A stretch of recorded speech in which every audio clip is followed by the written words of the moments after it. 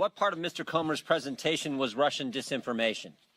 I mean, never forget what happened on October 19th, 2020, 15 days before the most important election we have in our country. Who's going to be the next president of the United States? 15 days before that, Mr. Brennan, Mr. Clapper, and 49 other people signed a letter that said the following. It is for these reasons that we write to say that the arrival on the U.S. political scene of emails purportedly belonging to Vice President Biden's son, Hunter, has all the classic earmarks of a Russian information operation. They further went on to say, we want to emphasize that we do not know if the emails provided to the New York Post are genuine or not, just that our experience makes us deeply suspicious that the Russian government played a significant role in this case. And of course, that letter became the pretext for suppressing this story, again, just days before the most important election we have in our country. So I would ask this, was J.P. Morgan's suspicious activity report to the Treasury Department, was that just a classic earmark of a Russian information operation? How about when Hunter Biden sent the email that Mr. Comer pointed to, sent the email asking for keys to his new office space, one for himself, one for President Biden, one for his uncle Jim Biden, and one for the emissary for the chairman of the Chinese energy company CFCC. Was that just Russian disinformation operation in place? What part of Mr. Comer's presentation prompted the FBI to go to Facebook and say, hey, you want to be on the lookout for Russian misinformation here this election season? What part of his presentation would prompt that? And I think it's also important to understand, never forget how this story has changed. I mean, think about this. When it started off, it was, no, it's not his laptop. It's not his laptop. Then it was, well, it's his laptop, but remember, it's Russian disinformation and no one did anything wrong. Then it was, well, maybe he did something wrong, but President Biden didn't know about it. And now it's, well, maybe President Biden knew about it and was involved, but it didn't influence his decisions.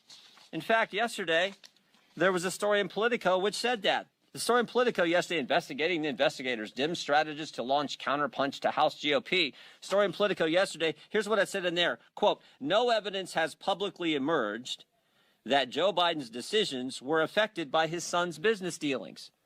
Wow, we've went from it wasn't his laptop and it was Russian disinformation to, oh, whatever was in there didn't affect the president's business dealings, even though he was involved, even though the laptop was real, even though it wasn't disinformation. That's how far we've come.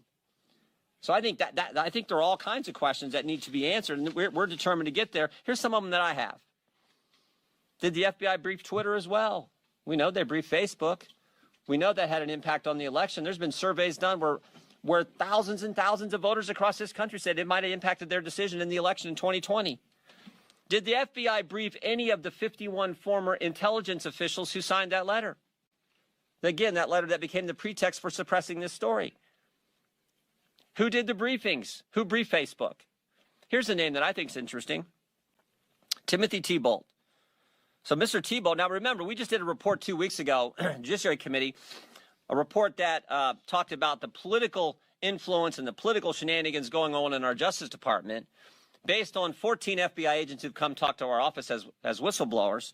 One of those agents said, and this is the term he used, he said, at the highest levels of the FBI, specifically the Washington field office, he said it's rotted to the core. Not talking about rank and file agents. They're doing good work. Talking about the top people at the Washington field office. We had another whistleblower who brought up the name Mr. Thibault and said Mr. Thibault is pressuring agents to catalog and categorize cases in a specific way to satisfy this narrative about domestic violence extremism.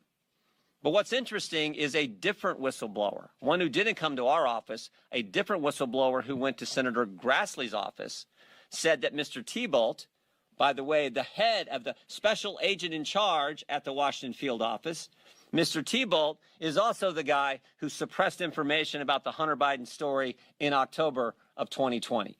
I'd like to talk to Mr. Thibault. In fact, we have asked to talk to Mr. Thibault, even though he said publicly, I welcome a chance to answer questions. He's refused to come in and talk to us. That's someone we need to talk to.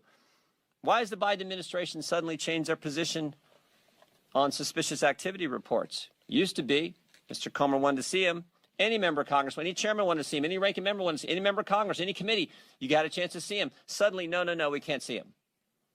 I think Mr. Comer and our team at the Oversight Committee would kind of like to see the other 148. They've seen 2. They'd like to see the other 148. So we're committed to getting to the truth, the facts. We think that's what the American people are entitled to. We're gonna try to help Representative Comer and the team here at Oversight with our work on judiciary, but with a specific focus on what the FBI was doing. We know these 51 former intel officials, they got security clearance. How often are they talking to the FBI? Are they talking to the FBI? Who's doing the talking? Who's doing the briefing? Were they briefed? There's so many questions that need answered so we can get to the bottom of this. And the final thing I would say is this. A colleague of mine said this in a committee hearing a few weeks ago, Mr. Gates. He said, when is the FBI going to quit interfering with elections? 2016, they spied on President Trump's campaign. 2018, it was the Mueller investigation. 2020, they suppressed information about the Hunter Biden story. 2022, they raided the president's home 91 days before an election. Maybe it'd be nice if the FBI and the Justice Department just stayed out of it and let we the people decide who we think should represent us, who we think should lead us. That's supposed to be how America works. So this is the focus on the Judiciary Committee, the political nature at the Justice Department, and the linkage now to what was happening with the Hunter Biden story. Again, just 15 days before we have a presidential election.